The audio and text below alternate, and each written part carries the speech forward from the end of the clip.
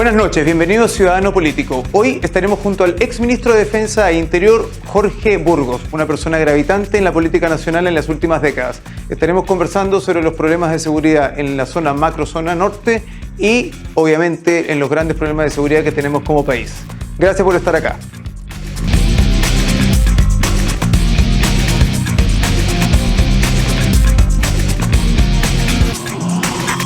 Jorge, ¿cómo estás? Bienvenido. Hola, hola, gracias por la invitación. Muchas gracias a ti por estar acá. Aquí estamos. Hoy estamos junto a Jorge Burgos, abogado, exministro de Defensa, exministro del Interior durante el gobierno de la presidenta Bachelet, 3 veces diputado y definitivamente una persona que ha sido gravitante en la política nacional en las últimas décadas. Jorge, una vida dedicada a la política desde el año 90. Un poquito antes incluso. ¿Cómo entraste? ¿Cómo llegó la política a tu vida? Yo entré a la política así más activamente cuando ya estaba en el segundo año de Derecho de la Universidad de Chile, en Pío Nono. Ahí estábamos en los comienzos de la dictadura, año 76, y ahí se despertó en mí una vocación por la política, por la disidencia al tipo de régimen que teníamos. Y tenía algo épico participar, era bien como atractivo para un joven, yo tenía 19 años. Y bueno, ahí partí.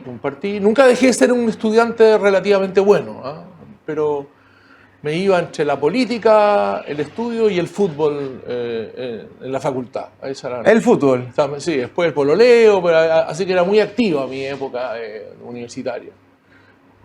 Y ahí entré. Siempre uno cuando entra tiene imágenes de personas mayores que lo convocan, lo atraen, le llaman la atención. En mi caso fueron algunos profesores o personas cercanas a la facultad que ya no podían hacer clase porque habían sido expulsados, exonerados de la universidad. Yo tendría que recordar tuve influencia Jaime Castillo Velasco, que era un ideólogo de la ADC, bien importante, muy vinculado al tema, a la temática de los derechos humanos, con el que hice cierta amistad también. El presidente Elwin, que era el presidente del Grupo Los 24, un grupo de estudios constitucionales, que era un lugar de disidencia política en plena dictadura. Y como profesores, yo tuve un profesor que también tuvo mucha influencia en mí. Él llegó a ser presidente de la democracia cristiana. No siempre después estuve de acuerdo con él, pero debo reconocer que fue muy influyente en mi decisión de entrar a militar, que era porque murió. Bueno, todos los que he nombrado han muerto. Y él, que era más joven, también murió, Adolfo Saldívar Larraín, que fue senador, después fue embajador de Piñera, pero marcó una influencia, era un tipo atractivo como profesor y era valiente desde el punto de vista de... Era inteligente. Todos los que te nombré eran sumamente inteligentes, sí, todos. Y él fue profesor. Y los profesores a muchachos de 19, 20 años son atractivos. Desde el punto de vista de convocar, qué sé yo. Él hacía más derecho constitucional, derecho político, en un momento que estábamos con 0 derecho político. Y fue importante. Entonces, un poco buscando la causa. Teníamos una familia no necesariamente no militante, mis padres no eran militantes, mi madre era una mujer votada siempre por la DC, tenía hermanos DC, primos hermanos DC. ¿Conociste a tu señora estudiando? Sí, la conocí en el segundo año. ¿Y a ella le gustaba la política también? Menos que a mí, y yo marqué una influencia en ella. Ella ha marcado mucho más influencia en mí. Como tú me preguntaste, me acuerdo de la que yo marqué, pero ella... Porque ella, como muchas personas de familias de clase media, que éramos ambos, todavía apoyaban el término de la unidad popular y el surgimiento de un régimen como el que estaba surgiendo. Todavía no se conocía por todo el mundo el tema de la violación de derechos humanos. Y yo marqué una influencia en ella para que saliera de esa lógica de apoyo. Eso solo recuerdo. Una facultad, mismo lugar donde está ahora, muy política, igual que ahora. Una buena facultad.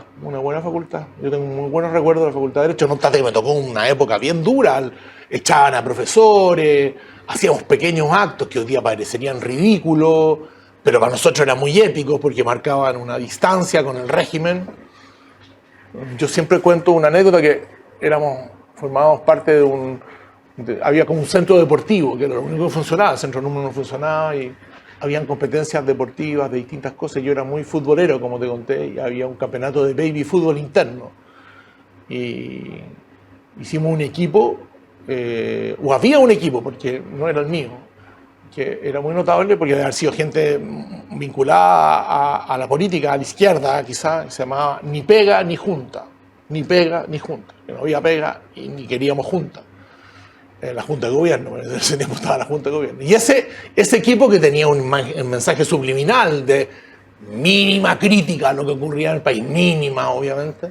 Nuestra alegría era que todo duró mientras todos los días figuraba en el fichero, en letras grandes, del Deportivo, este equipo con este nombre. Entonces, todos mirábamos, claro, duró 15 días hasta que un profesor, un tanto más, que leía más subliminalmente, entendió que detrás de ese nombre había una crítica al régimen.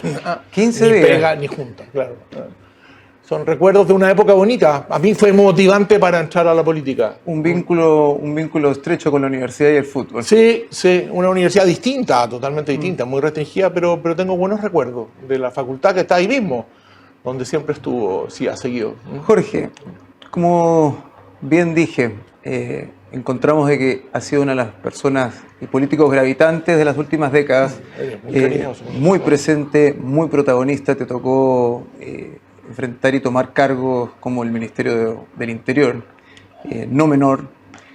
Siempre una persona ecuánime, tratando de calmar las aguas. Se dio mucho golpe y muy duro por los políticos que hoy día son más jóvenes y que hoy además son parte del gobierno, a los famosos 30 años de la Concertación, de los que tú fuiste parte, y estoy seguro, mucho orgullo. Sí, ¿Cuáles son los mejores recuerdos que tienes de esta etapa de la Concertación? ¿Y tú lo reivindicas como los mejores 30 años de los últimos 50 en la política chilena? Sí, yo creo que en un momento dado, viene un poco de vuelta eso, van de vuelta, una prueba de cómo viene de vuelta el resultado que tuvieron los convencionales con su propuesta afiebrada de nueva constitución, ¿no es cierto? Que ahí estaba plasmado la refundación del país y no reconocer lo que se ha hecho en este país los años antes, y particularmente los 30 años.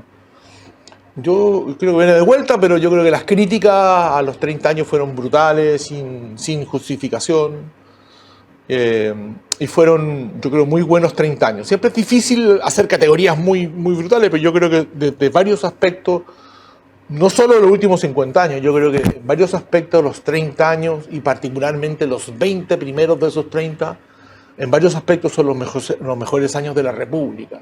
En datos, pobreza, crecimiento, inversión pública, grados de mayores derechos culturales, sociales, bien notable. Ojalá el país, gobierne quien gobierne, vuelva a tener un relato, vuelva a tener una seguidilla de 3 o 4 gobiernos que sean capaces de poner al país de nuevo donde estuvo.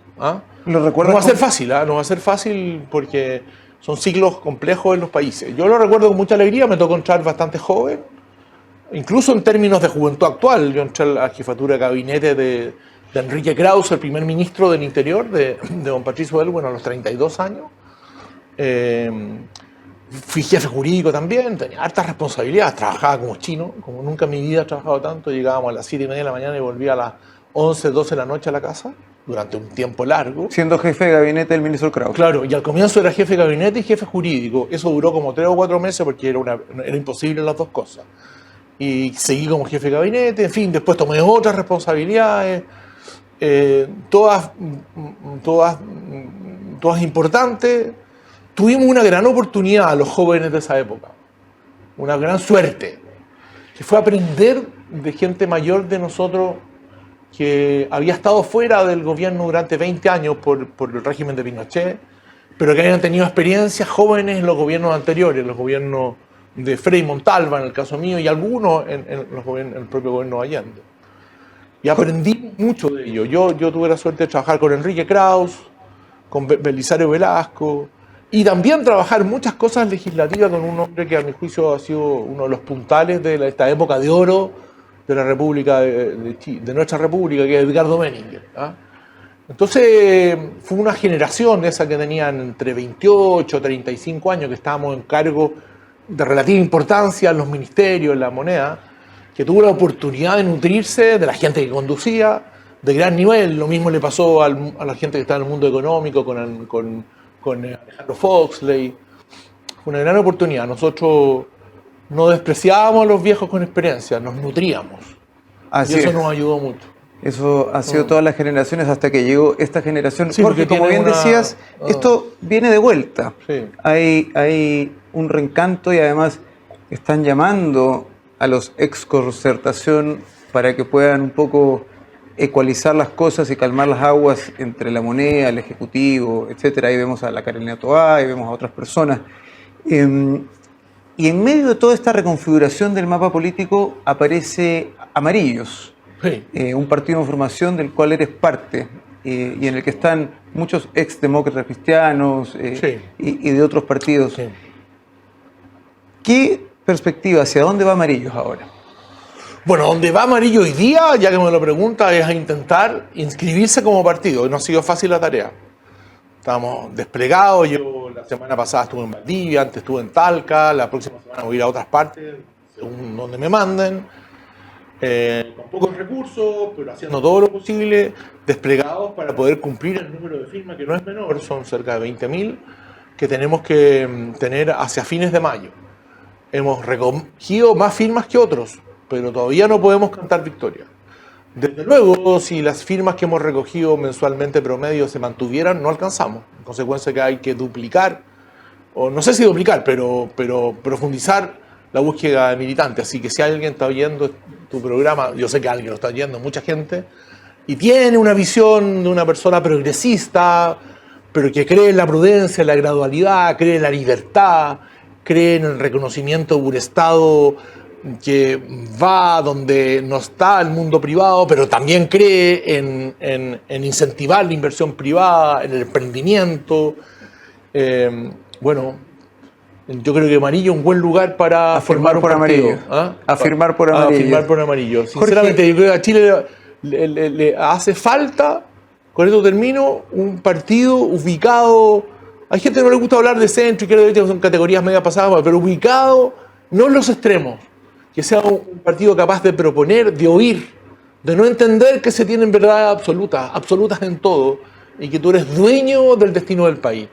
Eso le hizo muy bien a Chile en los primeros años cuando existió el eje de CPS, y fue muy virtuoso, y eso hay que intentar repetirlo. ¿Dónde ves a demócratas en este mapa respecto a ustedes? Sí. Bueno, yo creo que nosotros a la larga debiéramos converger. ¿Ah? Cuando mi ligazón mayor con demócratas es que yo tengo una amistad y le tengo mucho cariño, no obstante que es mucho menor que yo. Yo trabajé con él, compartimos oficina en mi último periodo parlamentario. Teníamos el mismo cubículo de oficina, el mismo secretario, con Matías Walker, y me siento muy cercano. Yo con Matías no creo tener muchas diferencias. Yo espero que converjamos más adelante. Nunca entendí por qué, en vez de sumarse a este movimiento, terminaron intentando hacer un partido distinto como el Partido Demócrata. También es un partido respetable, es respetable, pero a la gente le cuesta mucho entrar a militar, en consecuencia debíamos haber hecho el esfuerzo común. Bien. Pero yo creo con todo, no quiero con esto herir a nadie, pero yo creo que el Partido Demócrata está muy vinculado a la figura de Jimena Rincón, muy vinculado a la legítima aspiración que ella tiene de ser candidata a la presidencia de la República. Lo más legítima que hay, la tiene hace mucho tiempo, le fue birlada de mala manera en la democracia cristiana hace 1 año y medio más, hace 2 años atrás. Cuando le bajaron la candidatura. Le fue birlada de manera muy antidemocrática. Yo creo que en eso fue así, y ella tiene toda razón hasta el día de hoy con protestar frente a ese acto que fue antidemocrático. Le fue birlada. Pero yo no creo que sea bueno construir un partido con ideas, con propuestas en función de una candidatura. No ha andado bien eso. Uno pasa a llevar a personas que quiere, que me siento bastante cercano. Andrés Velasco no le fue en eso, bien en eso. Todos los esfuerzos que ha hecho Andrés Velasco de creación de partido han estado demasiado vinculados a una candidatura. A su candidatura, y mira cómo terminaron. Bien. ¿Ah? Bien, yo no estoy cerca de él, no votaría jamás por él. A Enrique Gominami también, sus partidos desaparecen luego de que pierde las candidaturas, tiene que entrar a formar otro, ¿no? Bien, Jorge, nos quedamos con esa declaración. Vamos a hacer una pausa y volvemos. ¿Sabías que Grupo Patio trabaja día a día con un propósito claro? Unir personas y enriquecer más sus vidas. Descubre mucho más en patio.cl. Bien, estamos de vuelta conversando con el ex ministro del Interior y Defensa, Jorge Burgos. Jorge, hablemos de un tema que tiene preocupado a Chile y que vemos que ha recrudecido con mucha violencia: la seguridad en el país. Tú, como ex ministro del Interior, ¿cómo ves la situación actual? ¿Tiene salida? Sí, tiene salida. Tiene salida y empiezo por la parte, que bueno me lo preguntes así, por la parte llena del vaso. Tiene salida porque nosotros tenemos una institucionalidad mejorable, pero bastante robusta. Tenemos una institucionalidad, claro, tú me puedes dar ejemplos que no, pero en general una institución que no está penetrada por el crimen organizado. Hay que estar siempre atento que no pase algo. De repente lo que pasó en la municipalidad no quiero meter la pata, la municipalidad de San Ramón es súper preocupante, con un alcalde que todavía entiendo que está cumpliendo prisión preventiva.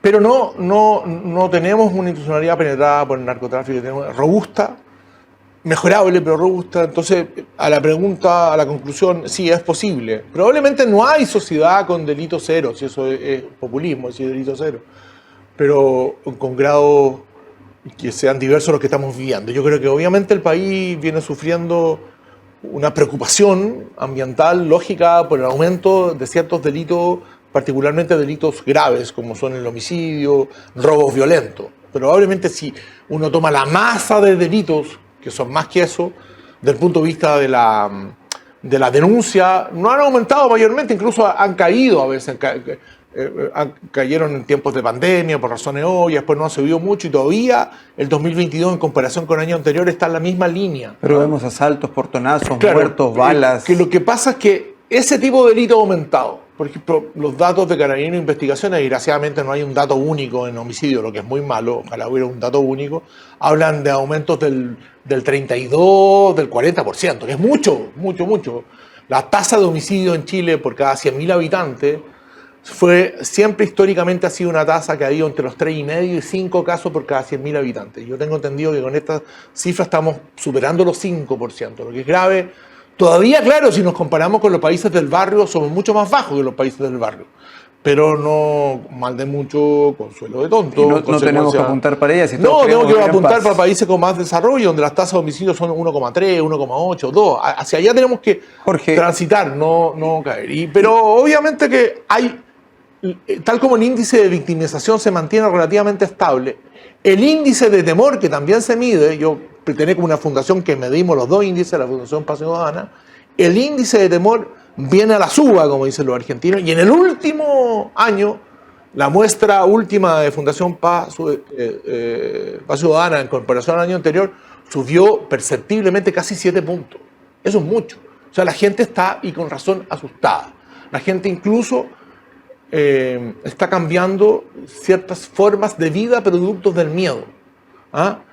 Esto llama más la atención. Y eso es terrible. Claro, terrible, pero llama más la atención cuando y hay más prensa, cuando cambian ciertas conductas que uno tiene en su vida, cuando eso ocurre en los sectores medios altos, porque ahí hay gente de sectores económicamente más pobres que han tenido que cambiar su manera de vivir hace ya bastante más tiempo, como llegar claro, no llegar oscuro. Esto está pasando en todas partes ahora.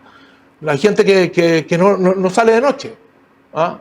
Me imagino que para el rubro de la gente en los restaurantes es una pésima noticia que la gente empiece a inhibirse de salir en las noches, muy malo. Sí, dejan de ocupar el auto. Entonces hay un ambiente, Jorge, y ese ambiente hay que atacarlo con medidas concretas. ¿Esto está de alguna manera para ti ligado a una inmigración descontrolada en el sector norte del país, en la macrozona norte? ¿Le están llegando los patos malos con malas costumbres y nuevos delitos a Chile? Bueno, mira, nosotros... Estoy, por favor, refiriéndome a las personas que entran de una manera Sí, no, por cierto. ilegal y no controlada. Por cierto, o sea, nosotros tenemos un proceso de recepción de ciudadanos de otros países increciendo hace muchos años. No hace 2, no hace 3, no hace 4, hace 5, hace 10, hace 12. O sea, la inmigración peruana de comienzo de los 2000 fue tal vez la más grande que hemos tenido. Pero fue más extendida en el tiempo y no vinculada como regla general con el tema delictual. Fue gente que vino a Chile, y muchos se han quedado, a tratar de ganarse la vida más dignamente de lo que podían ganarse en su país, producto de las situaciones políticas o económicas que ahí se vivían. También eso pasó un poco con los primeros grupos venezolanos y colombianos. También en su momento con Haití, aunque ellos más bien se han ido ahora por distintas razones. Pero es cierto lo que tú dices, yo no soy xenófobo, no, para nada.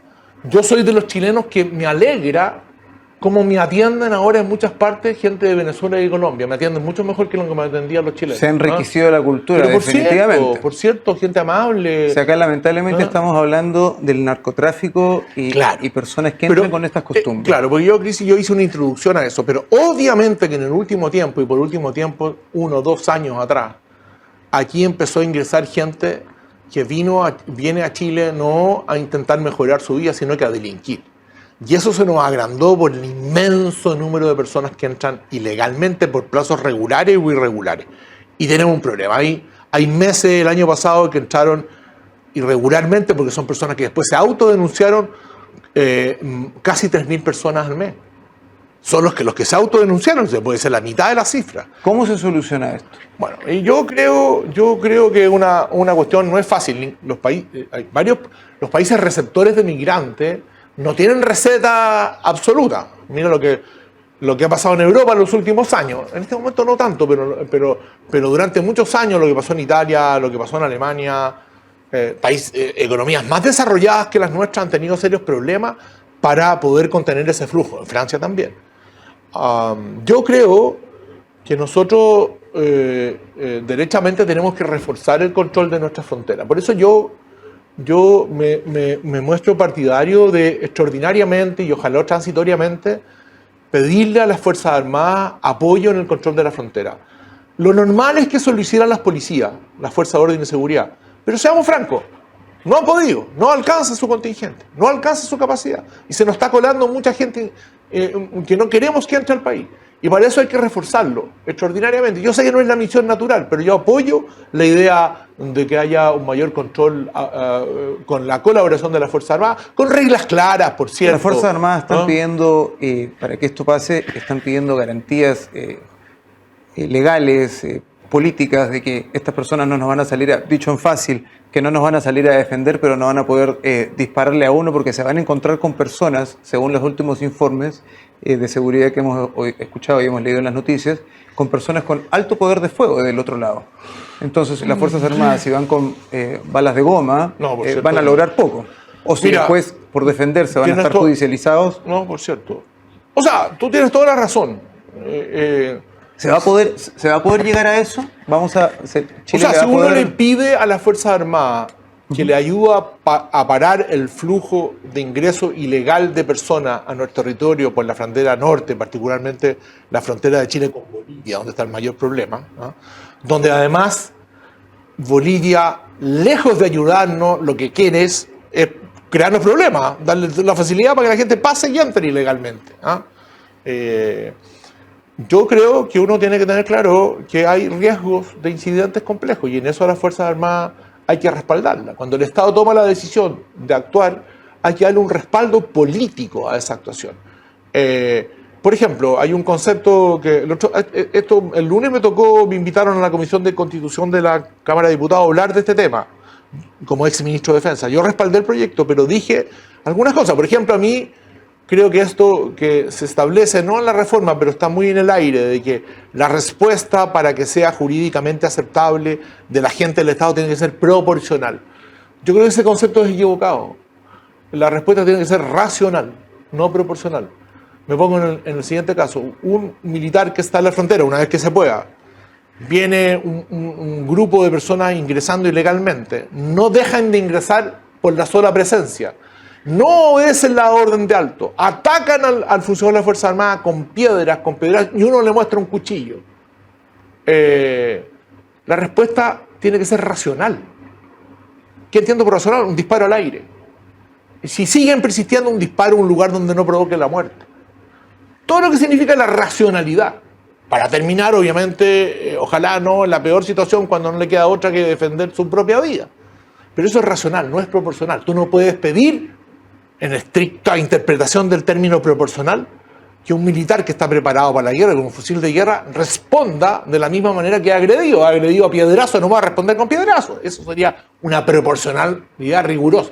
El término es racional. Por lo demás, no quiero latearte, pero es el término que usa el Código Penal del siglo antepasado en Chile, en esa parte, que establece que en el caso de la legítima defensa, uno de los principios fundamentales es que haya racionalidad del medio empleado para evitar el mal que te quieren causar. Racionalidad, no proporcionalidad. Bien, Jorge, nos quedamos con esta idea.